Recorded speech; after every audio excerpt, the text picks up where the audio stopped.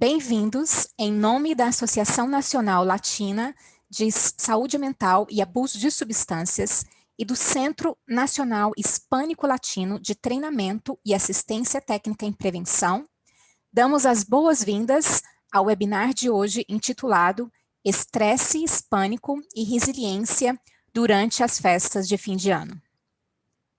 Meu nome é Fabrícia Prado, eu sou psicóloga brasileira e trabalhadora social clínica, licenciada no estado da Geórgia, nos Estados Unidos, e vou estar apresentando a vocês a versão traduzida para o português dessa webconferência que foi originalmente apresentada em inglês, tendo como anfitriã Doca Michele Zelaya, coordenadora do Centro Hispânico-Latino de Treinamento e Assistência Técnica em Prevenção, o NHL-PTTC.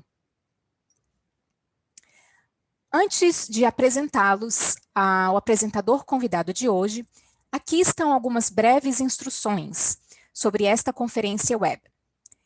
Esta conferência foi gravada e arquivada para reprodução futura. Também foi gravada em espanhol e pode ser acessada pelo website do NHL-PTTC. Também foi pedido aos participantes dessa conferência ao vivo que preenchessem uma breve pesquisa ao final deste webinar. Esta avaliação de satisfação é importante para o trabalho que o NHL-PTTC faz ao criar a oportunidade de melhorar esforços de treinamento. A obtenção de créditos educacionais continuados pela participação de eventos é parte de um projeto do NHL-PTTC para eventos futuros. Um certificado de conclusão pode ser enviado mediante solicitação via e-mail após o webinar e a conclusão da avaliação de satisfação para os participantes das conferências web ao vivo. Vamos começar por apresentar a Associação Nacional Latina de Saúde Mental e Abuso de Substâncias. A ANALBA é uma organização sem fins lucrativos e está localizada no Novo México. A missão e o objetivo da Associação Nacional Latina de Saúde Mental e Abuso de Substâncias é influenciar a política nacional de saúde mental, eliminar disparidades no financiamento e acesso aos serviços e melhorar a qualidade dos serviços e os resultados de tratamento para as populações latinas. A ANALBA foi criada para suprir a necessidade de uma voz nacional unificada para as populações latinas na área de saúde mental e para chamar a atenção para as grandes disparidades existentes em áreas de acesso, utilização, pesquisa baseada em prática e pessoal devidamente treinado. O diretor executivo da ANALBA é Fred Sandoval. O objetivo da ANALBA é fornecer liderança nacional em saúde mental e abuso de substâncias na comunidade latina. As prioridades das políticas da ANALBA são: 1. Expansão da capacidade direcionada a serviços e a força de trabalho nas áreas de saúde mental e abuso de substâncias para latinos. 2. Práticas estabelecidas e baseadas em evidências para o tratamento de abuso de substâncias e saúde mental para latinos. 3. Esforços legislativos para aumentar o número de conselheiros, terapeutas ou outros profissionais dedicados ao abuso de substâncias e à saúde mental. 4. O financiamento para transtornos concomitantes de abuso de álcool e outras substâncias. 5. Crise de opioides na comunidade latina. E 6. Prevenção do suicídio. Agora, permita-me apresentá-los aos Centros de Treinamento e Assistência Técnica em Prevenção. O Centro Nacional Hispânico-Latino PTTC faz parte da Rede PTTC, um recurso multidisciplinar para profissionais da área de prevenção. O PTTC foi estabelecido em 2018 pelo Departamento Americano de Administração de Serviços de Abuso de Substâncias e Saúde Mental, SAMHSA, e a rede PTTC é composta por 10 centros regionais domésticos, 2 centros de área de foco nacional e um escritório de coordenação da rede. Juntos, a rede atende aos 50 estados americanos, o Distrito de Colômbia, Porto Rico, as Ilhas Virgens Americanas e Ilhas do Pacífico de Guam, Samoa Americana, Palau, Ilhas Marshall, Micronésia e Ilhas Marianas. O PTTC Hispânico Latino tem um foco nacional nas comunidades hispânicas e latinas e na força de trabalho que presta serviços a essas comunidades. O PTTC conta com a equipe do Dr. Pierluigi Mancini, diretor do projeto, Doca Michele Zelaya como coordenadora do projeto e Priscila Diamassi como assistente administrativa executiva. O Dr. Richard Cervantes é o diretor de pesquisa da Behavioral Assessment Inc., agência de avaliação comportamental. Ele atua como avaliador principal dos Centros Nacionais Hispânico-Latinos de Treinamento e Assistência Técnica em Prevenção e Abuso de Substâncias da SEMSA. O Dr. Cervantes atuou como psicólogo pesquisador no Centro de Pesquisa em Saúde Mental de Língua Espanhola da UCLA e foi professor do corpo docente em tempo integral na Faculdade de Medicina da USC, no Departamento de Psiquiatria e Ciências Comportamentais. O Dr. Cervantes foi o principal pesquisador do estudo financiado pelo Instituto Nacional de Saúde, Desenvolvimento do Inventário de Estresse Hispânico 2 e pesquisador principal sobre o estudo de prevenção de drogas recentemente concluído do Instituto Nacional de Saúde, Família Adelante, um programa de prevenção de múltiplos riscos para jovens hispânicos. Ele também foi pesquisador principal no estudo recém-concluído com apoio do INS, Estudo do Inventário de Avaliação Familiar Hispânica. O Dr. Cervantes também é líder em avaliação científica, com especialidade em competência cultural e desenvolvimento de instrumentos transculturais. Ele publicou extensivamente em revistas científicas revisadas por pares, livros e reportagens especiais. O Dr. Cervantes recebeu seu PhD em psicologia pela Universidade Estadual de Oklahoma. Dr. Cervantes, estamos muito felizes em tê-los conosco. Bem-vindo, obrigada por aceitar esse convite e, por favor, prossiga com a sua apresentação. As palavras que serão gravadas a seguir são uma tradução em verbatim das palavras usadas pelo apresentador, o Dr. Richard Cervantes, durante essa webconferência ao vivo. Muito obrigado em nome da SEMSA, do Centro Nacional Hispânico-Latino de Treinamento e Assistência Técnica em Prevenção e do Behavioral Assessment Incorporated, da Agência de Avaliação Comportamental. Bem-vindos à apresentação sobre estresse hispânico e resiliência durante as festas de fim de ano.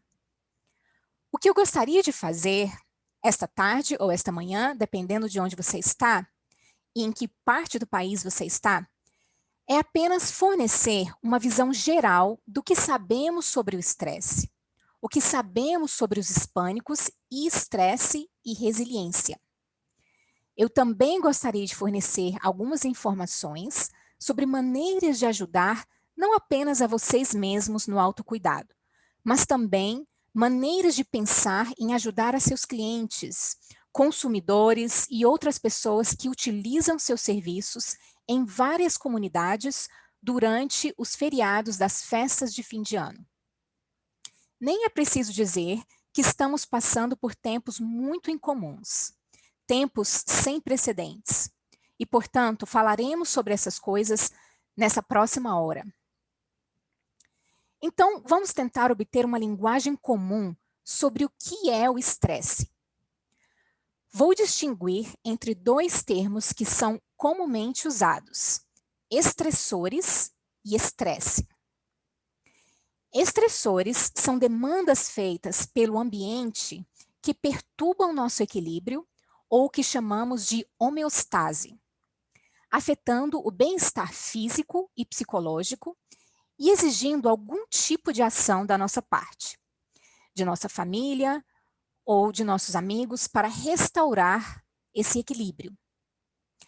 Estresse é a percepção de que estas demandas, esses estressores, ou que uma situação ultrapassa os recursos psicológicos, sociais ou materiais para o enfrentamento.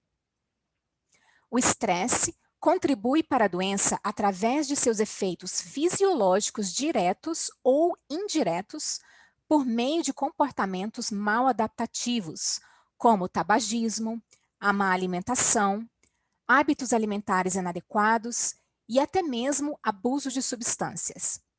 É por isso que entender o estresse, os estressores e a estrutura de enfrentamento do estresse é tão importante para os provedores sob uma perspectiva de prevenção e intervenção precoce. O estresse não afeta todas as pessoas da mesma forma. E, curiosamente, existem estudos que mostram diferenças em como as pessoas se comunicam e vivenciam o estresse em diferentes grupos culturais. Gostaria de encaminhá-los e posso fornecer-lhes esta citação de Pine, Padilla e Maldonado, que consideraram mexicanos-americanos, nativos americanos e europeus americanos em termos do que eles definiram como o mais estressante para eles. Por exemplo, para os nativos americanos, o evento mais estressante avaliado naquele estudo foi pegar um empréstimo bancário para comprar uma casa. O evento mais estressante para americanos ou americanos europeus foi a morte de um cônjuge. E o evento mais estressante para os americanos hispânicos, latinos ou mexicanos foi a saída de um filho ou filha de casa. Então, você pode ver que a forma como percebemos o estresse é realmente uma função de nossa educação cultural e de nossas lentes culturais. Eu também pensei que seria interessante fazer referência a algumas das conceituações anteriores de estresse. Portanto, o Dr. Walter B. Cannon foi o primeiro a descrever o que chamamos de reação de luta ou fuga ao estresse. Algumas dessas conceituações de saúde, estresse, enfrentamento e resiliência são derivadas de muitas disciplinas, com alguns dos primeiros trabalhos feitos por cientistas no campo da biologia e da psicofisiologia. Diversas disciplinas de saúde e ciências comportamentais, agora incluindo epidemiologia, psicologia da personalidade, psicologia cognitiva, clínica e social, bem como sociologia e medicina, têm contribuído muito para a nossa compreensão atual do estresse e do enfrentamento. De uma perspectiva fisiológica, é importante saber que, quando percebemos algo como sendo estressante, como sendo uma ameaça, de acordo com Hans Selye, o pai da pesquisa moderna sobre o estresse, ele formulou a hipótese de que todos os organismos vivos têm o que chamamos de alterações não específicas em resposta aos estressores. Ele chamou essas alterações de síndrome da adaptação geral de 3 estágios. Muitos de vocês que fizeram aulas de psicologia se lembrarão da síndrome de adaptação geral, na qual, inicialmente, quando somos confrontados com um evento ou algum tipo de ameaça, temos o que é chamado de reação de alarme. Então, passamos por um período ou fase de resistência, tentando lutar ou afastar esse estresse. E, finalmente, se não conseguirmos controlar ou lidar com o estresse, acabamos em uma fase do que Selye chamou de exaustão. Assim, cada fase evoca tanto uma resposta fisiológica, que é realmente importante, quanto uma resposta comportamental. Sem medidas curativas, pode ocorrer deterioração física e ou psicológica, Sem medidas curativas, ou seja, a menos que aprendamos como lidar com o estresse ou como mobilizar nossos próprios recursos pessoais, familiares ou comunitários, sem implementar esse tipo de medidas ao longo do tempo, o estresse nos afetará negativamente.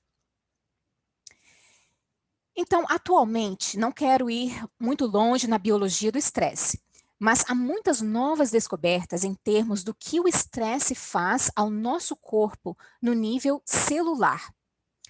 Todos nós sabemos que o corpo pode reproduzir constantemente células saudáveis. E este é um processo dirigido pelo nosso DNA e nosso código genético que é encontrado em nossos cromossomos. O que acontece com o estresse nesse segundo ponto? Você pode ver algo chamado carga alostática, que é um novo conceito.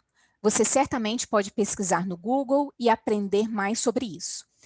Mas isso se refere ao desgaste do corpo em nível celular em resposta ao estresse crônico ao longo do tempo. É um indicador de resultados precários de saúde, incluindo a maioria das causas de mortalidade. Portanto, o corpo tem uma resposta fisiológica ao estresse que agora conhecemos por meio de estudos biofisiológicos. Durante a fase de estresse agudo, há uma ativação dos hormônios do estresse em seu corpo, bem como das citocinas anti-inflamatórias. Então, todos vocês já ouviram falar sobre cortisol, que é produzido no cérebro, a resposta da hipófise, e esse cortisol realmente nos ajuda a começar a nos preparar para lutar. Lembre-se que quando falamos sobre a resposta de luta ou fuga, falamos da síndrome de adaptação geral. O corpo se prepara quando confrontado com esses estressores agudos. Secundariamente, temos efeitos sobre o sistema cardiovascular, imunológico e metabólico. Então, uma vez que esses hormônios são produzidos, eles afetam nossa frequência cardíaca, afetam a nossa pressão arterial e coisas dessa natureza. E, em última análise, podem até mesmo afetar nosso sistema imunológico.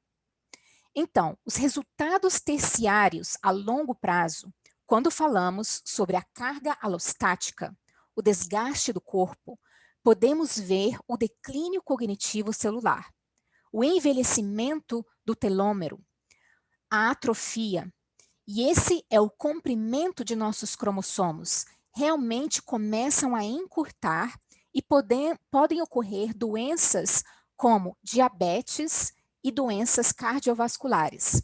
E também posso adicionar problemas de saúde mental. Ou seja, ao longo do tempo, alguns colegas escreveram muito sobre as sindemias que ocorrem, o que é uma espécie de complexo de múltiplos problemas de saúde mental quando confrontados com a carga alostática.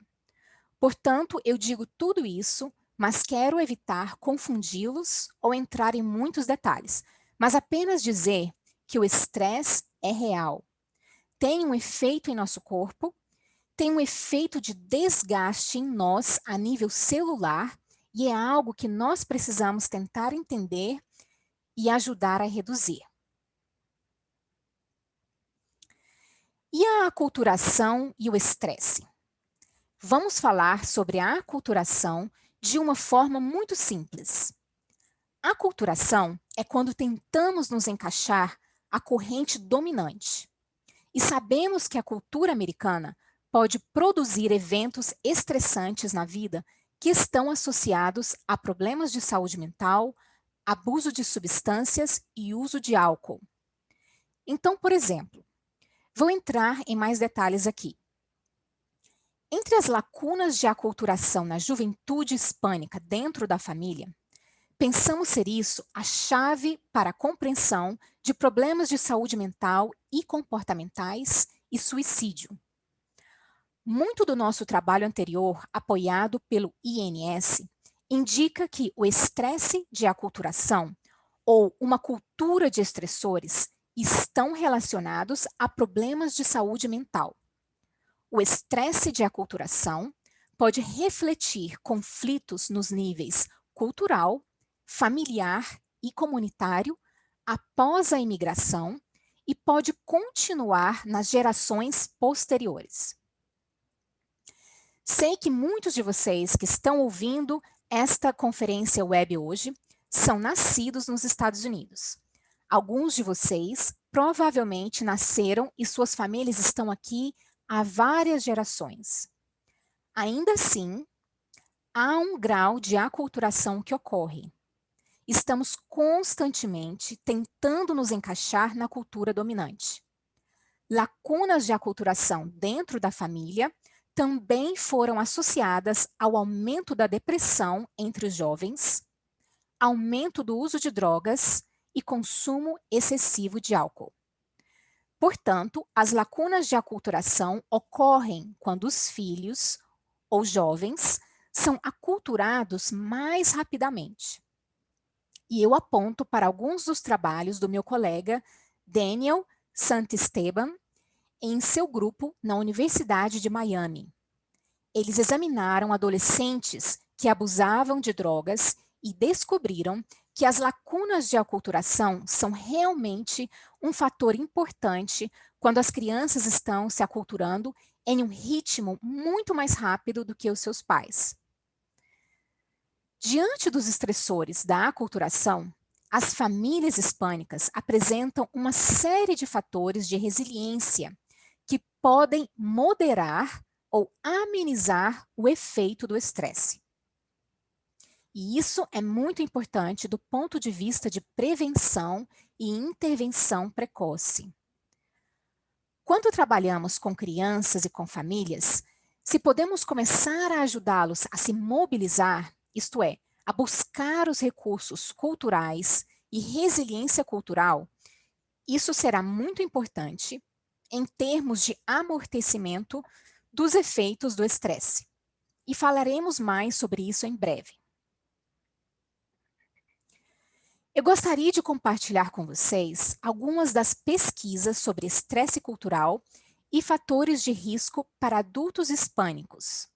E isso é baseado em alguns estudos que foram realizados no desenvolvimento do que chamamos de inventário de estresse hispânico. Esse é um teste que podemos usar em ambientes clínicos, de acompanhamento psicológico ou em ambientes comunitários para avaliar os níveis de estresse. Algumas das coisas que descobrimos nesses estudos são esses grandes domínios ou grandes áreas de estresse.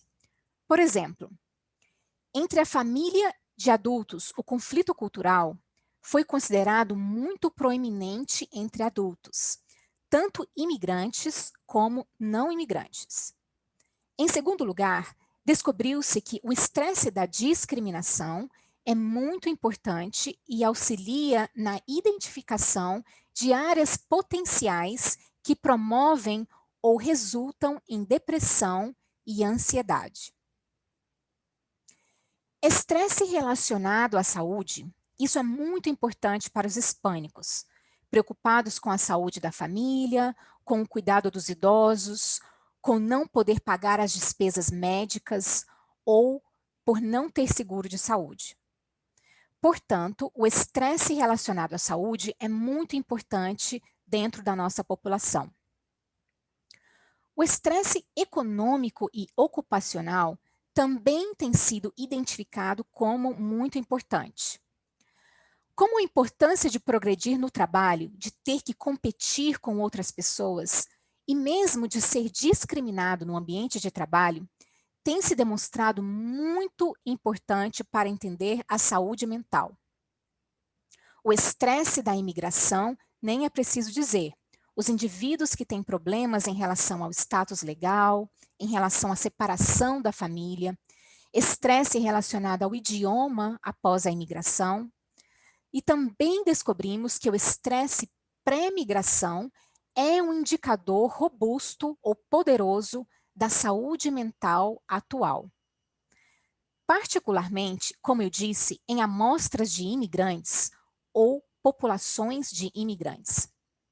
Lembre-se de que, quando os nossos clientes vêm aqui, estamos trabalhando com populações de imigrantes. Nós precisamos entender os traumas e experiências anteriores que eles tiveram antes da imigração, que ainda podem estar afetando a saúde mental e podem, de fato, induzir sintomas de TEPT, ou seja, de transtorno de estresse pós-traumático.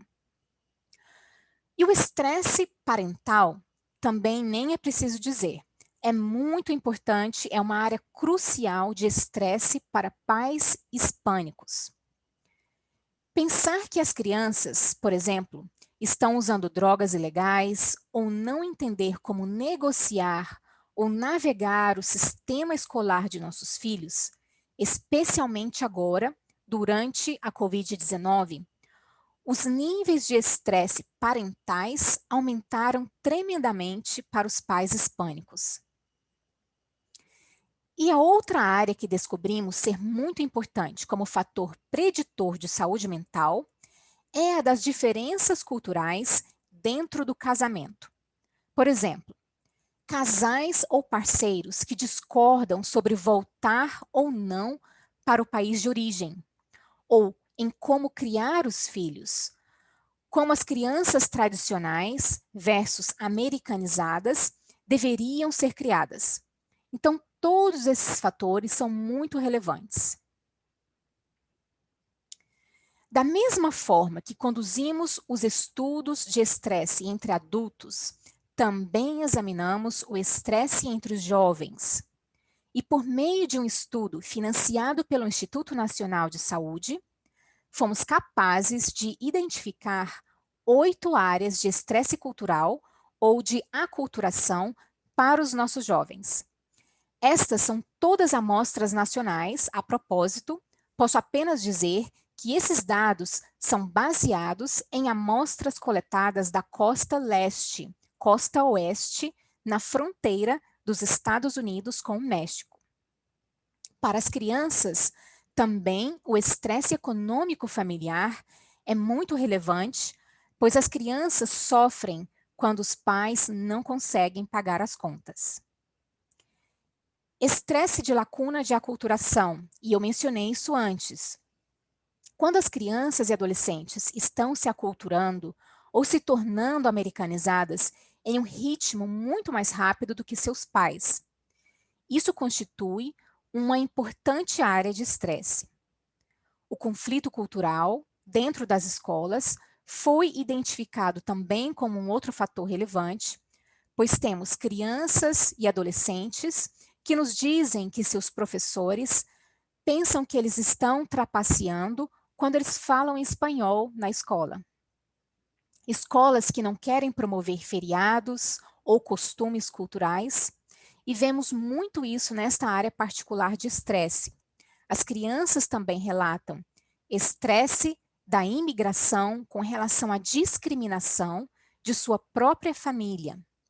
Estresse que inclui a discriminação na comunidade, bem como no ambiente escolar. Crianças e jovens também falam conosco sobre o estresse da imigração relacionado à família. Portanto, mesmo sendo uma criança nascida aqui, e você verá em um slide subsequente que a maioria das crianças latinas e hispânicas, na verdade, nasceram nos Estados Unidos. Mas elas ainda têm membros da família que estão lutando contra o estresse relacionado à imigração. O estresse relacionado à violência na comunidade e nas gangues é muito importante. Os jovens nos disseram em vários estudos sobre esse tipo de estresse. Isso é real, é algo que os especialistas em prevenção precisam prestar atenção e estar cientes de que alguns de nossos bairros não são os mais seguros e precisamos preparar as crianças e famílias para lidar com esse tipo de estresse. E então, finalmente, as crianças e adolescentes nos dizem que é muito estressante quando há drogas na família ou questões legais, quando um pai, uma tia, ou um tio, ou uma irmã ou irmão, quando eles têm problemas relacionados com drogas e estão envolvidos com problemas legais. E isso é muito estressante para jovens. Descobriu-se que todas essas 8 áreas predizem problemas de saúde mental. Portanto, quanto maior o estresse em nossas crianças e jovens, maior a probabilidade de que eles tenham algum tipo de problema de saúde mental. Temos outros estudos que entraram mais em detalhes sobre quais tipos de estressores são mais importantes em termos de ansiedade, depressão e até mesmo comportamentos de automutilação. Então, como especialistas em prevenção, por favor, prestem atenção a esses tipos de fatores de risco em adultos e também em crianças e adolescentes. Bem, eu não seria capaz de falar sobre estresse hoje sem entrar nos problemas em torno da Covid-19. Todos nós estamos perfeitamente cientes dos tipos de estressores que todos nós experimentamos, mas particularmente os latinos em algumas das comunidades mais pobres, mais carentes. Embora eles possam não ser tão privilegiados, algumas pessoas estão passando por altos níveis de estresse devido à Covid-19. Os latinos têm 8 vezes mais chances de serem testados positivos para a Covid-19, 6 vezes mais chances de serem hospitalizados e 2 vezes mais chances de morrer devido à Covid-19. Isso é baseado nos dados recentes do CDC de 2020. E é muito triste o que estamos vendo em algumas das nossas comunidades. Esse é um slide com bastante informação. Portanto, os adultos hispânicos, como mencionei, têm 3 vezes mais probabilidades de se infectar e 5 vezes mais probabilidades de serem hospitalizados do que brancos não hispânicos. Você pode ver os gráficos do lado direito. Uma grande maioria dos latinos afirma que o pior ainda está por vir, em termos do surto do coronavírus. Não vou passar por todos esses tópicos, mas vou compartilhar esta apresentação de slides com você. E como mencionei, existem taxas mais altas da Covid-19 em nossa comunidade. Infelizmente, uma grande proporção do percentual de nossa população não tem seguro e não tem certeza de onde ir para fazer testes ou onde buscar cuidados de saúde preventivos. Muitos latinos trabalham nessas ocupações de alto risco, incluindo indústrias de serviços, restaurantes, construção.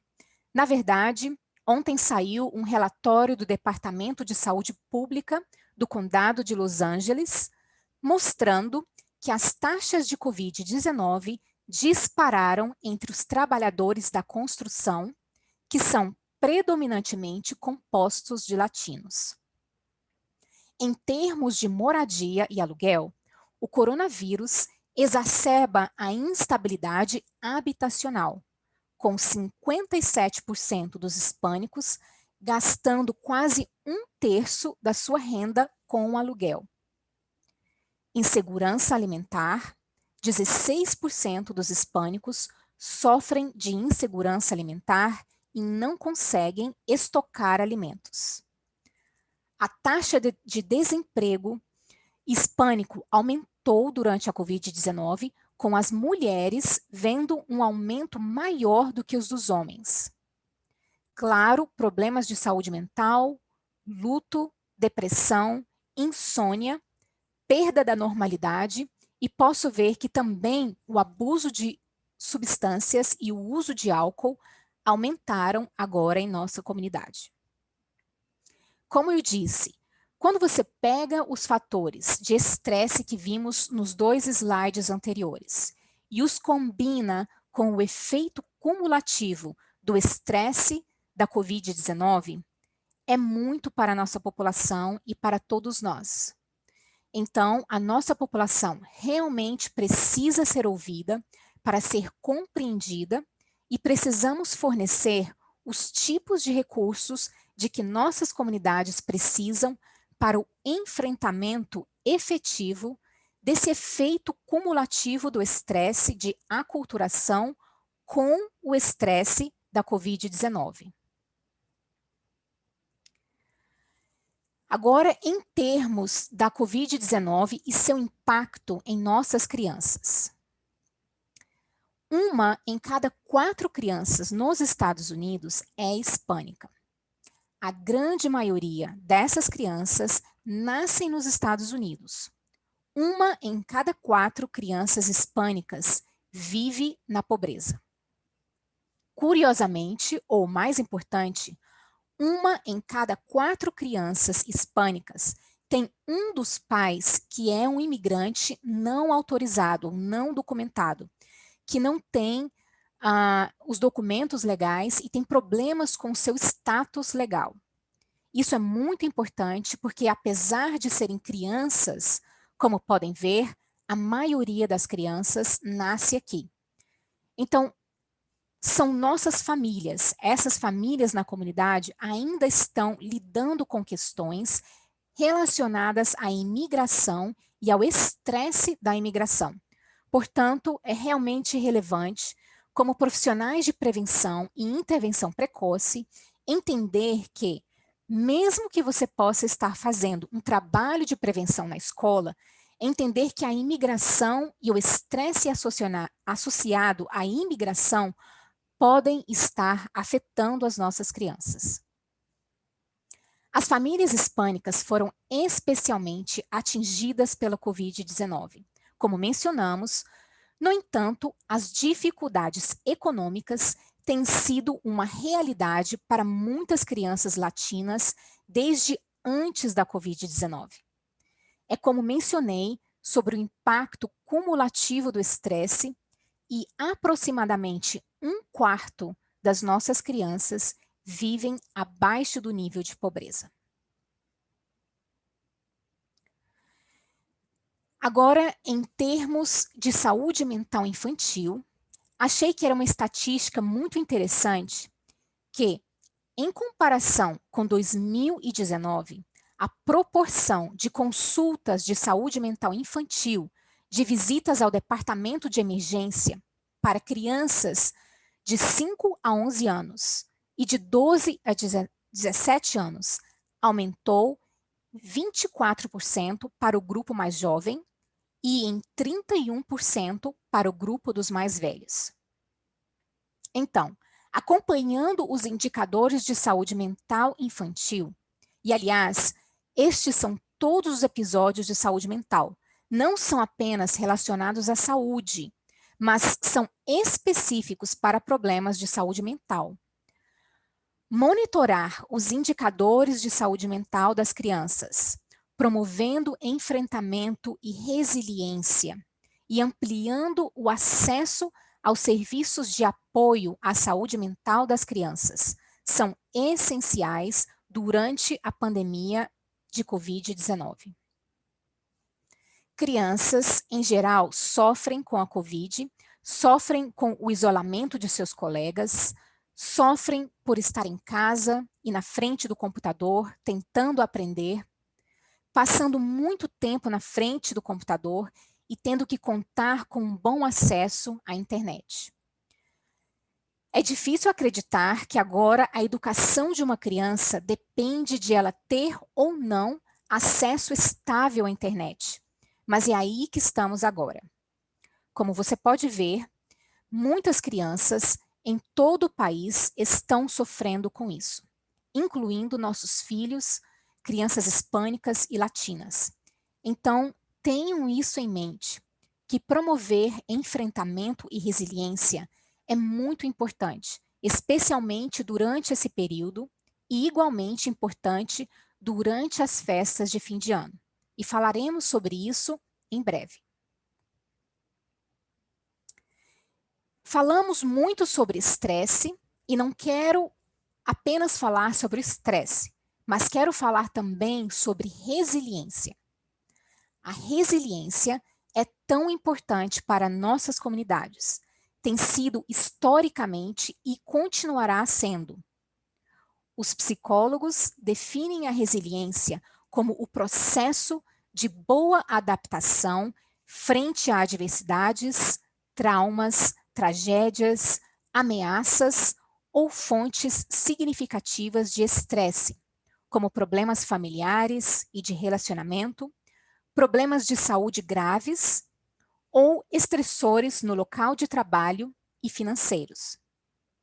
Portanto, se você pensar nas tabelas que mostrei a respeito do estresse hispânico e do estresse de aculturação dos latinos, a resiliência é o processo de se adaptar bem a esses fatores estressantes e traumas. Por mais que a resiliência envolva o que chamamos de recuperação dessas experiências difíceis, a resiliência também pode envolver um crescimento pessoal profundo. Tenho certeza de que todos vocês estão cientes e já passaram por isso, enquanto passamos juntos por esta pandemia da Covid-19. Aprendemos coisas sobre nós mesmos, aprendemos sobre habilidades de enfrentamento que talvez tivéssemos esquecido ou adquirimos novas formas de enfrentamento. Isso é realmente o que é a resiliência, pois resiliência significa não apenas recuperar-se de um evento traumático ou estressor, mas sair desse evento e desse estressor ainda mais ressonante e, na verdade, ter crescido como pessoa, como família ou como comunidade. Todos vocês têm exemplos maravilhosos, tenho certeza de como suas comunidades têm se esforçado para ajudar famílias e indivíduos a superar esses tempos difíceis. Maneiras muito inovadoras pelas quais as pessoas têm sido capazes de se consolarem, de apoiar umas às outras, por meio desses tipos de reuniões pelo Zoom, de webinars na internet, em alguns casos, presencialmente na comunidade. Vamos falar sobre algumas dessas estratégias de enfrentamento baseadas na comunidade em breve. O ponto em questão aqui é que resiliência é um termo muito importante, um conceito relevante para prevenção e profissionais de intervenção precoce. A ideia é que não queremos apenas enfrentar uma situação particular, mas queremos sair dela ainda melhores. Portanto, Froma Walsh, que é especialista em resiliência familiar, identificou 9 processos-chave do funcionamento familiar que promovem a resiliência familiar. Como todos vocês sabem, os latinos são muito voltados para a família. Temos valores familiares muito fortes. Então, algumas dessas coisas vieram dessa pesquisa que ela fez. O sistema de crença familiar e a construção de significado é realmente importante em termos de estratégia de resiliência. Ter uma visão positiva e esperança, ser transcendente, ter algum tipo de espiritualidade que pode nos ajudar espiritualmente a passar por um estressor específico. Processos organizacionais que incluem flexibilidade para se adaptar. Muitos negócios, muitas clínicas e universidades tiveram que se adaptar.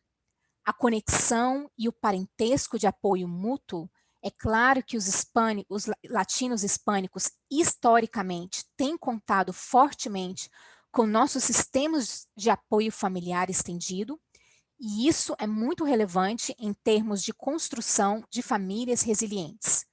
Ter acesso a recursos socioeconômicos, desenvolvendo processos de comunicação, incluindo informações claras. E isso é muito importante de ser dito agora, durante a Covid-19, pois ouvimos muito da comunidade de língua espanhola que essa informação não está sendo disponível em espanhol sobre o que é a Covid-19, como é transmitido, onde fazer o teste, como prevenir a Covid-19. Portanto, ter informações claras é muito relevante. O compartilhamento emocional é importante durante esses momentos, especialmente dentro das famílias e na resolução colaborativa de problemas e na proatividade. Tudo isso vem da literatura sobre resiliência familiar. Uma das coisas sobre as quais falamos em nossa comunidade, e pesquisadores e clínicos têm falado muito a respeito, é o familismo como fator de proteção. O conceito de familismo, ou família, é um valor central na vida de muitos hispânicos, e falamos sobre lealdade familiar, interdependência acima de independência e cooperação acima de competição. Esses valores podem impactar os resultados de saúde e há um número considerável de estudos que têm mostrado que níveis mais elevados de familismo, ou seja, ter esses fortes valores familiares, amortece os efeitos negativos do estresse. O familismo, mais como um valor, contribui para a estabilidade da família e está ligado a melhores comportamentos de saúde física, maior probabilidade de procurar ajuda médica, melhor saúde psicológica e menor carga percebida de estresse. O familismo também foi associado a práticas parentais altamente envolvidas e descobriu-se que estava relacionado a menos problemas comportamentais em crianças.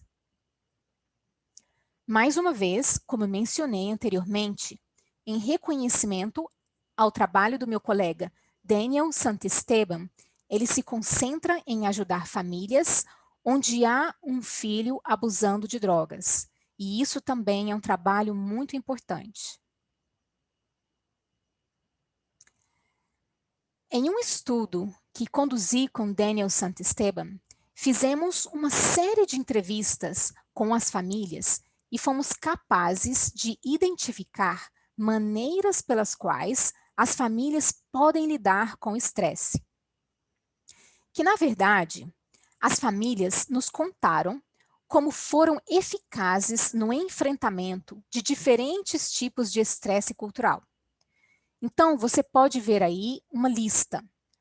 Para estresse de discriminação, as famílias nos disseram que é importante manter um forte senso de identidade e autoconfiança.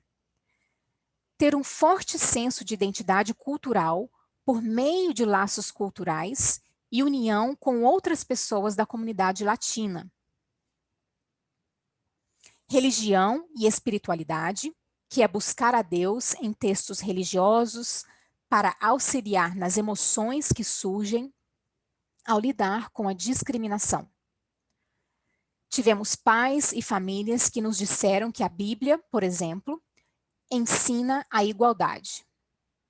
Em seguida, encontrar recursos e obter ajuda jurídica.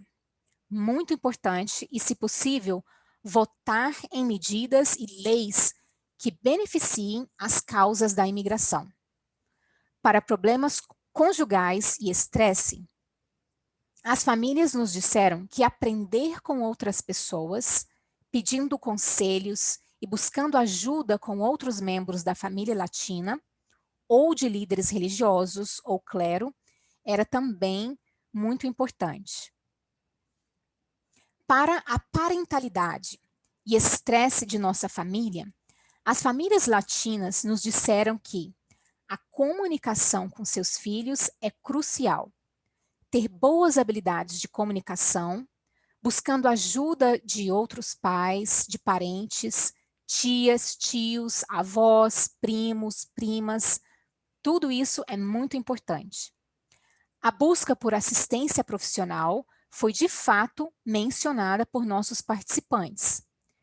E logo, desenvolver consenso entre os pais sobre a criação dos filhos. É importante que os pais estejam de acordo sobre como lidar com a família, entre os pais e os filhos. Temos alguns outros exemplos, como as famílias latinas nos contaram sobre como lidar com ou como ser resiliente ao estresse da imigração. Mais uma vez, aprendendo sobre tópicos de imigração e reunindo informações e recursos sobre a cultura americana, mantendo a esperança, encontrando assistência por meio de ESL, inglês como segunda língua, e estudando. Novamente, contando com a Bíblia e outros textos espirituais para manter a esperança. Para conflitos familiares, os latinos nos disseram que é muito importante buscar o apoio de outras famílias que não estão diretamente envolvidas no conflito. Lembro-me de 1 ou 2 participantes nos dizendo que conversariam com o que eles consideravam serem casais saudáveis, ou outros pais saudáveis, outros pais latinos, e pediriam conselhos a eles. E isso também contribui bastante. Já falamos sobre a espiritualidade, como isso é importante para os latinos, e aumentando as habilidades de comunicação com a família.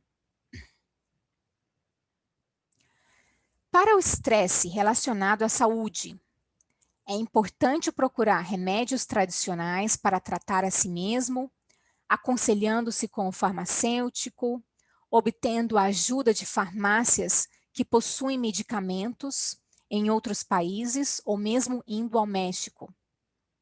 Encontrar clínicas locais e clínicas de assistência de baixa renda, contando com a família para suporte emocional, suporte financeiro e desenvolvimento de hábitos mais saudáveis em geral, para prevenir problemas de saúde. Então, novamente, este é apenas um resumo de um estudo, e existem muitos estudos como este, mas neste aqui queríamos nos concentrar em desenvolver resiliência nas famílias e ouvir o que as famílias estão realmente fazendo na comunidade latina para promover saúde e equilíbrio mental.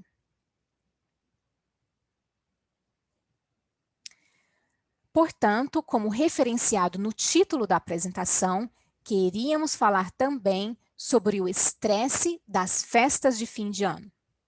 Mais uma vez, para provedores, para aqueles de vocês que estão prestando serviços na comunidade, clínicas ou agências especializadas em prevenção, obviamente, o estresse das festas de fim de ano pode afetar qualquer pessoa.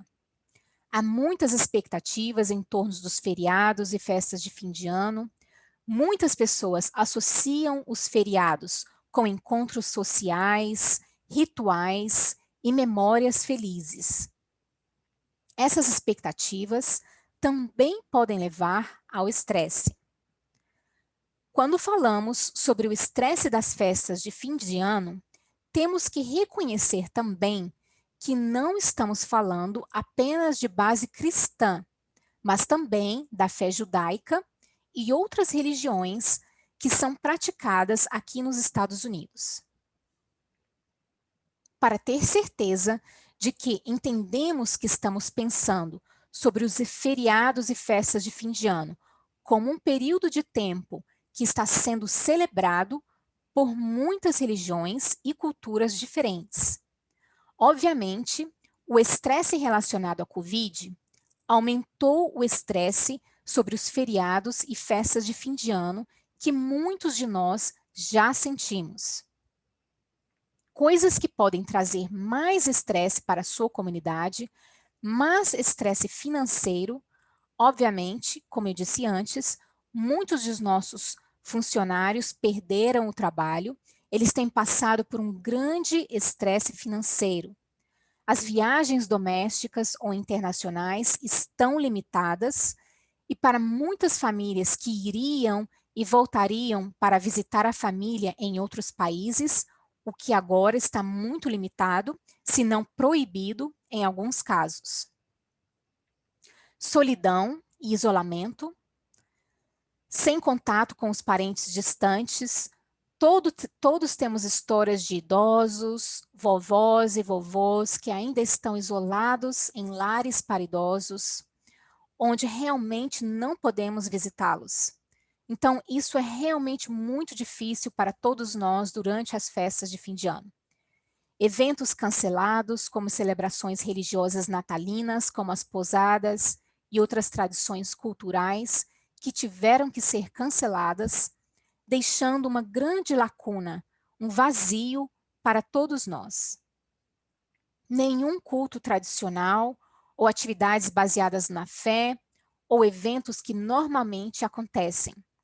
Reuniões limitadas com familiares e amigos, e dependendo de qual cidade ou área você mora, em algumas comunidades estão basicamente dizendo para cancelar tudo. Portanto, as reuniões têm sido bastante limitadas e ainda assim há grandes expectativas para ser um anfitrião de festas e oferecer as ceias, presentes e coisas dessa natureza.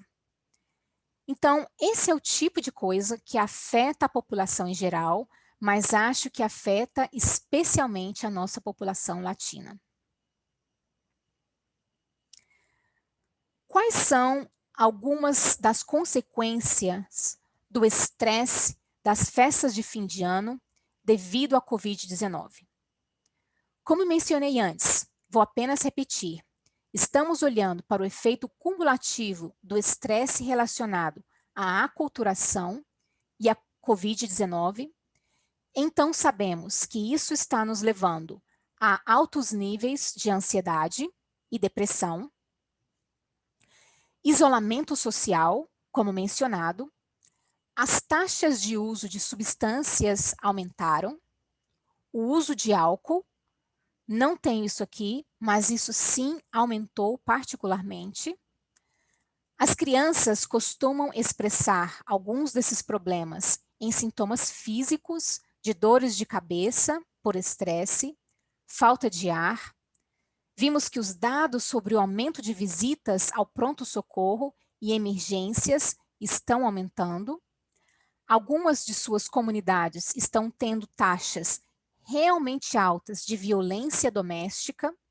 Estamos vendo muito mais disso também.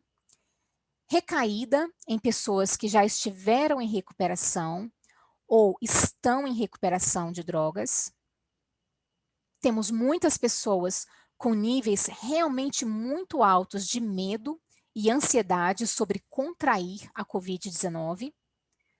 Algumas pessoas que podem se sentir culpadas por não serem capazes de oferecer os tipos de presentes que gostariam de ter dado, ou as férias que não podem tirar, e a viagem para reunir-se com as famílias. Portanto, pode ser que as pessoas estejam experimentando muita culpa.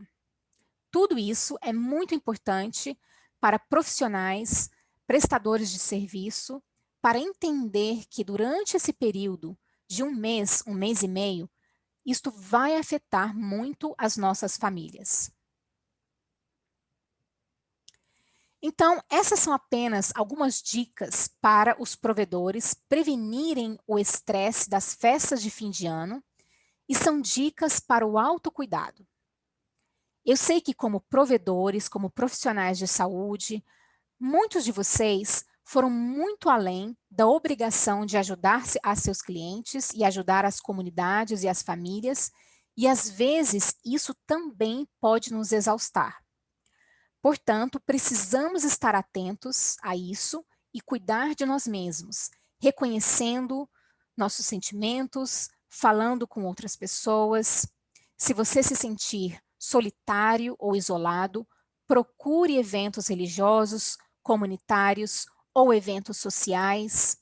Seja realista, especialmente durante as festas de fim de ano, que as festas não precisam ser perfeitas. Quero dizer, você não precisa fazer necessariamente uma grande produção, como talvez você sempre fez no passado, pois as festas não têm que ser perfeitas. Planeje com antecedência, reserve dias específicos para fazer compras, fazer bolos ou outras atividades. É muito importante para as crianças que elas tenham uma programação, especialmente se estiverem de férias da escola, e ao mesmo tempo não puderem fazer o tipo de coisas que faziam durante os períodos das férias anteriores. Então, ter uma programação para os jovens e para as famílias é muito importante. Praticar o autocuidado, certifique-se de que você está dormindo o suficiente, fazendo exercícios físicos. Podemos tentar comer e reservar algum tempo para si mesmos. Se possível, pratique a atenção plena. Mantenha sua atenção no presente e não necessariamente no passado ou no futuro. E aprenda a dizer não. Dizer sim, quando você deveria dizer não, pode deixá-lo sobrecarregado. Mesmo durante esses períodos de férias, todos nós precisamos tentar diminuir um pouco o ritmo, especialmente para ter alguns horários, algum tempo para nós mesmos, para garantirmos que estamos cuidando bem de nós mesmos. Aqui algumas outras dicas para ajudar os nossos clientes a superar esse período de tempo, especialmente para clientes latinos. É muito importante reafirmar as identidades culturais dos nossos clientes. A propósito, alguns deles, gostaria de mencionar que o projeto Youth, no condado de Orange, na Califórnia, a Fundação Bar de Advogados, nesse condado, é uma organização com a qual nós temos parceria há muito tempo. Eles fizeram um ótimo trabalho na cidade de Santa Ana e em outras comunidades latinas de alta densidade. Então, muitas dessas dicas, eu disse a eles que os daria reconhecimento, pois foram eles que me ajudaram a pensar neste slide, portanto, reafirmando as identidades culturais de nossos clientes, incentivando as celebrações culturais, tendo contato direto por telefone ou por internet com clientes anteriores do passado ou do presente, apenas para manter um contato e identificar quais são as necessidades que eles possam estar tendo. Eu sei que no caso do Projeto Juventude, eles fornecem às famílias cartões presente para as famílias mais necessitadas, mas isso requer que você siga mantendo contato com eles, incluindo os clientes ou famílias que passaram por sua clínica ou agência no passado. Mesmo que eles possam não ser uma família ou um cliente atual. Você pode apenas estar entrando em contato para saber como eles estão indo. Identificar e fornecer informações para as despensas comunitárias de alimentos é também importante para as nossas famílias que estão sofrendo financeiramente nesse momento. Que tenham pelo menos uma boa refeição e nutrição durante este período de festas de fim de ano. Ofereça exercícios virtuais relacionados ao estresse, que podem ser feitos pela internet mesmo ou por meio de conferências web. E incentive os serviços religiosos virtuais. Mencionamos que antes encorajamos as pessoas a comparecerem ao culto local. Aumente os horários de atendimento dos clientes. Então, se você tem clientes que estão em grande necessidade, ao invés de vê-los talvez a cada 2 semanas, vê-los uma vez por semana. Ou se eles estão em situações de grupo e você deseja entrar em contato com eles individualmente, tente aumentar o tempo de atendimento do cliente e explorar eventos temáticos de feriados de fim de ano que são de baixo risco. Eu sei que onde eu moro há muitos drive-thrus, estamos no sul da Califórnia, há muitas atividades e eventos disponíveis para os pais levarem os seus filhos e entretê-los com música, com show de luzes e com esse tipo de coisas. Se sua organização pode fazer parceria com mercearias locais para ajudar com doação de alimentos, tendo campanhas de alimentos especialmente para famílias carentes. Ter um panfleto informativo sobre a Covid-19 disponível em espanhol é muito importante. Para os jovens que estão de férias da escola, certificando-se de encontrar maneiras de fornecer refeições aos alunos. Isso tem sido muito importante durante a pandemia da Covid-19, mas agora que os alunos estão no intervalo de férias, é ainda mais importante. Coletas de brinquedos com agências parceiras, festivais de brinquedos para crianças e, mais uma vez, gostaria de agradecer à equipe do projeto Juventude do Condado Orange, na Califórnia, por me ajudarem a trabalhar nesses últimos slides. Estamos chegando ao tempo final da apresentação, mas, novamente, estas são apenas uma espécie de lembrete. Esteja atento aos estressores culturais sobre os quais falamos aqui anteriormente, nesta apresentação, tanto os estressores crônicos quanto os recentes, tentando ajudar as pessoas a usar a reformulação ou o reenquadramento dessas coisas. Melhore o seu planejamento, ajude suas famílias a melhorar o planejamento, especialmente importante para famílias com crianças pequenas, terem um cronograma se possível. Aprenda a relaxar. Existem muitos estudos que mostram a relação importante entre relaxamento e saúde. Os exercícios de relaxamento incluem relaxamento muscular progressivo, imagens guiadas por respiração profunda e, para algumas pessoas, hipnose clínica e biofeedback. Afirme seus valores. Pesquisas nos mostram que aquelas pessoas que pensam sobre seus valores ou habilidades mais elevados antes de um evento estressante, na verdade, experimentam menos estresse e mostram uma diminuição substancial no hormônio do estresse cortisol. Portanto, planejar saber quando você está entrando em uma situação estressante, afirmar seus valores, saber quais são os seus pontos fortes, todas essas coisas são dicas relevantes. Muitos de nós temos pontos fortes característicos, coisas nas quais você é realmente bom. Então, tentar usar essas coisas, mobilizar essas qualidades dentro de você, em suas famílias e para seus clientes, para aqueles de vocês que estão prestando serviços. Mobilize os fatores de resiliência sobre os quais falamos, que levam as pessoas a pensar sobre como enfrentar as festas de fim de ano e o que podem fazer de maneira positiva. Desenvolva um estilo que perdoa. O perdão demonstrou ter tido um efeito poderoso protetor sobre o estresse.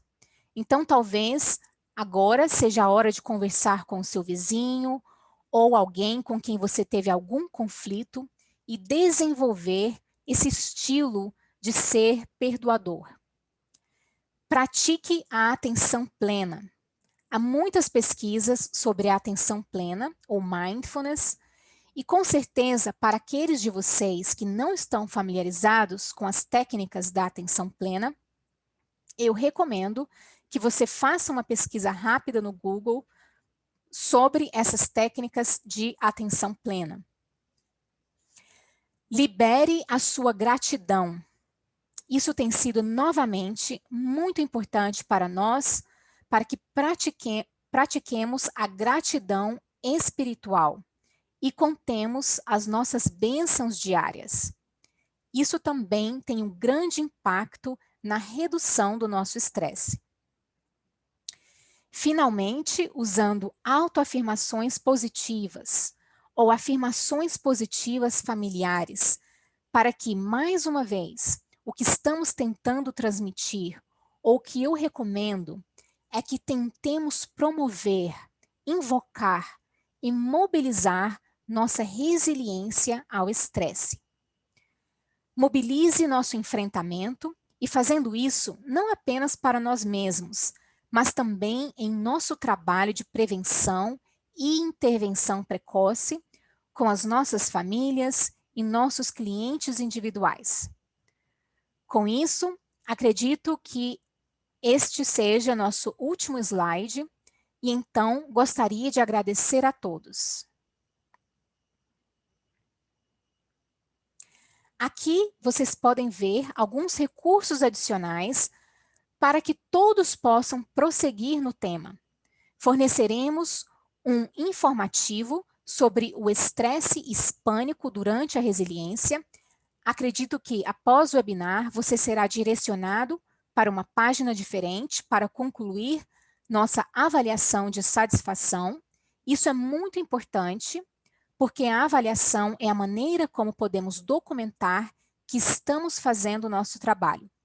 Então, novamente, em nome dos Centros Nacionais Hispânicos Latino, de Treinamento e Assistência Técnica em Abuso de Substâncias e Prevenção, ATTC e PTTC, muito obrigada por me convidar.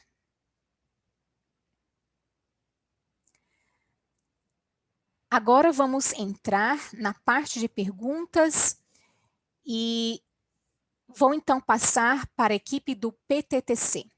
Então agora começa a parte coordenada por Dolca Michele Zelaya, com as perguntas que surgiram durante a webconferência ao vivo e as respostas oferecidas pelo Dr. Cervantes. Dr. Cervantes, muito obrigado por esta apresentação maravilhosa. Acredito que tudo isso é muito relevante. Tivemos muitos comentários e perguntas no chat. Muito obrigado, Dr. Cervantes, por nos lembrar da importância da realização da avaliação no final, mas também para nos lembrar da importância da nossa cultura para gerenciar esses momentos estressantes. Então, a primeira pergunta é de José Luiz Vasquez Martins, e ele está perguntando: o que você acha de cantar canções de Natal e pousadas, desde que pessoas façam isso ao ar livre? E Dr. Cervantes responde: bem, José Luiz, eu acho que é uma ótima ideia, e contando que você possa praticar os protocolos de segurança recomendados pelo CDC para a sua comunidade e os protocolos de sua comunidade local. Eu acho que vai depender de você. Distanciamento social, máscara, lavagem das mãos são muito importantes. Eu sei que é meio difícil cantar através de uma máscara, então essas são algumas das coisas que você provavelmente queira dar uma olhada novamente nas recomendações do CDC, bem como na sua cidade local ou nas orientações do seu condado sobre como ficar seguro. E em seguida, um comentário de Nesli, ela diz: obrigada, Dr. Cervantes, somos gratos por todo o seu apoio e por compartilhar essas informações para todos nós, para que continuemos a servir a nossa comunidade da melhor maneira possível. E ela está falando do projeto Youth, então muito obrigada. A próxima pergunta é: quais serviços de telesaúde você recomenda para fornecer terapia e atendimento em espanhol? Então, o Dr. Cervantes responde: não tenho certeza de onde você está localizado, mas primeiro começaria buscando na sua área local, seja no condado, na sua cidade ou no Departamento de Saúde Mental do Estado, para ver o que eles já têm disponível em espanhol. Caso contrário, talvez seja algo que eu tenho certeza que o PTTC poderia recomendar alguns programas de intervenção ou prevenção online para você. Se entendi bem a pergunta, sei que muitas pessoas estão fazendo adaptações em seus programas de intervenção para colocá-los online. Todos nós sabemos que, infelizmente, existem poucos programas baseados em hispânicos. Eu certamente recomendo que você verifique o site ou você possa colocar no Google CIFTA, uma terapia familiar culturalmente informada e flexível para adolescentes. Isso o levará a algumas informações sobre esse programa de tratamento específico. Eu não tenho certeza se eles têm agora o programa disponível virtualmente. O Famílias Unidas é outro programa que eu acredito que eles tenham disponível online, que está sendo executado na Universidade de Miami.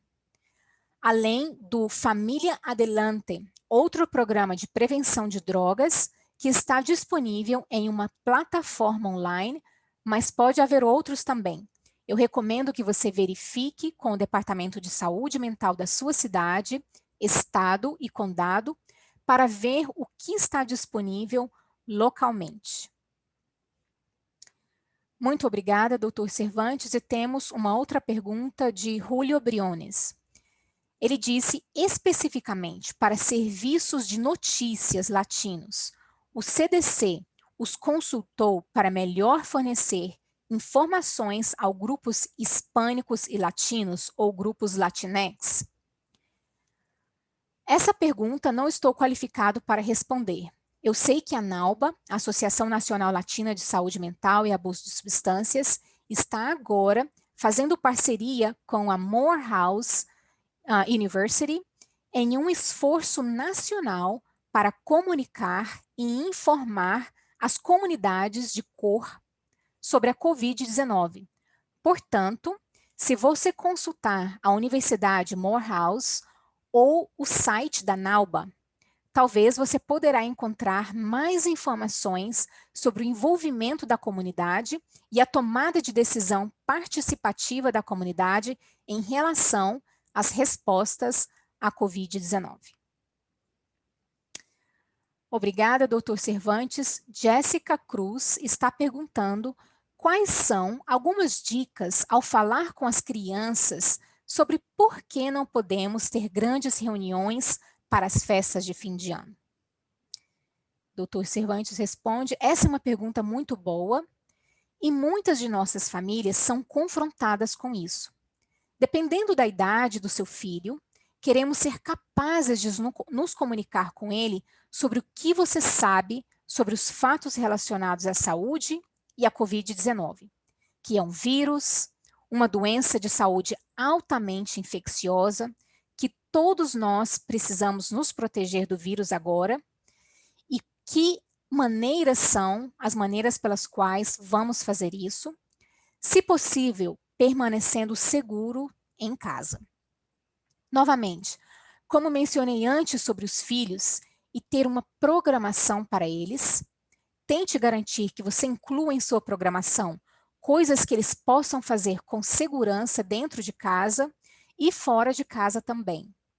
Alguns de vocês vivem em lugares muito frios, outros vivem em lugares muito quentes. Então, dependendo da região do país em que você mora, você pode ou não ser capaz de fazer muitas coisas ao ar livre. Obviamente, atividades externas, como forma de recompensar nossos filhos, são muito importantes no momento. Bem como fazer qualquer outro tipo de coisa que possa ser gratificantes para eles. Prêmios especiais, presentes especiais, também apenas elogios quando seus filhos cumprem alguma tarefa, ou ajudam você e sua família a cumprir as diretrizes da Covid-19, você pode sempre elogiá-los. Recentemente, vi alguns materiais de recursos de prevenção, acho que se chama 101, Maneiras de Elogiar Seu Filho, e que também pode estar disponível em espanhol. Então, você pode querer pesquisar no Google e encontrar esse tipo de recurso. A outra coisa é dar às crianças esperança. É importante para que saibam que os cientistas estão trabalhando em uma vacina e que as vacinas devem estar disponíveis logo. Todos esperamos que estejam disponíveis em breve, se não agora. E para garantir que nossos filhos tenham esperança em tudo isso. Também que um dia eles vão poder voltar e fazer suas atividades normais, como voltar a estudar na escola e coisas assim. Portanto, inspirar esperança nas crianças é muito importante. Obrigado, Dr. Cervantes. No chat temos muita gente agradecendo por esta maravilhosa apresentação e por compartilhar todos esses recursos. Então, muito obrigado. Queremos também lembrar a todos os participantes que a NAUBA, a Associação Nacional Latina de Saúde Mental e Abuso de Substâncias, está atualmente desenvolvendo a página da web de recursos para a Covid-19. Então, fiquem de olho e registrem-se na rede Juntos para que assim que essas informações estiverem disponíveis, você possa acessá-la. Temos mais algumas perguntas. Andy Espinosa está perguntando sobre como você explica a atenção plena, ou mindfulness, para a comunidade monolíngue Latinx. Então, o Dr. Cervantes responde, eu acho que é uma ótima pergunta e que, de certa forma, a atenção plena é sobre aquietar-se. É muito semelhante para aqueles de vocês que fazem qualquer tipo de atividade como oração. Portanto, a atenção plena é uma forma de nos aquietarmos para tentar nos centrar e tentar nos concentrar em um determinado problema ou questão que queremos resolver. Então, eu acho que a melhor maneira de explicar isso para pessoas monolíngues que falam espanhol seria que a atenção plena é uma forma de nos aquietar e orar. Temos mais um comentário dizendo, obrigada pela informação, isso é muito útil, pois estamos enfrentando tantos problemas com esta pandemia. Então, passamos para mais uma última pergunta de José Luiz Vasquez, está perguntando, você está ciente de alguma oportunidade para coordenar serviços de atendimento à população hispânica com prestadores de serviços na América, como serviços de psicologia online fornecidos do México através de videoconferências? Dr. Cervantes responde, acho que você está perguntando sobre a telemedicina e os países latinos. Isso eu não saberia, não estou tão familiarizado com o que está acontecendo em alguns dos países latino-americanos em torno da telesaúde neste momento. Você pode querer enviar-me essa pergunta, pois pode ser algo que posso responder se você me enviar esse comentário. E outra recomendação, outra boa ideia é verificar com o consulado local para ver o que eles têm disponível. Então, mais um comentário de Dolca. Obrigada, Dr. Cervantes. Muito obrigada por nos ajudar a abordar esse tópico incrível. Podemos nos lembrar que, como especialistas em prevenção, desempenhamos um papel e podemos fazer diferença em nossas comunidades, especialmente nestes tempos incertos. Muito obrigado por nos dar esperança, de olhar para o futuro com esperança e certificar-nos de que cuidaremos dos mais velhos e de nossas famílias. Então, aqui nós temos as informações de contato. Este é o Centro Nacional Hispânico-Latino de Treinamento e Assistência Técnica em Prevenção. Temos aí informações de contato do diretor, da coordenadora e do contato da Priscila, assistente administrativa executiva. Portanto, fique à vontade para entrar em contato com qualquer um deles, caso você tenha alguma dúvida. Não tivemos tempo de responder a todas as perguntas ao vivo e queremos ter certeza de que as responderemos por e-mail. Também aqui estão as informações de contato do Dr. Cervantes, você pode contactá-lo a qualquer momento. E aí está o link para a pesquisa de satisfação para os que participaram da webconferência ao vivo. E, mais uma vez, muito obrigada por se juntar a nós durante esse webinar intitulado Estresse Hispânico e Resiliência durante as festas de fim de ano. Aproveite o resto do seu dia. Obrigada.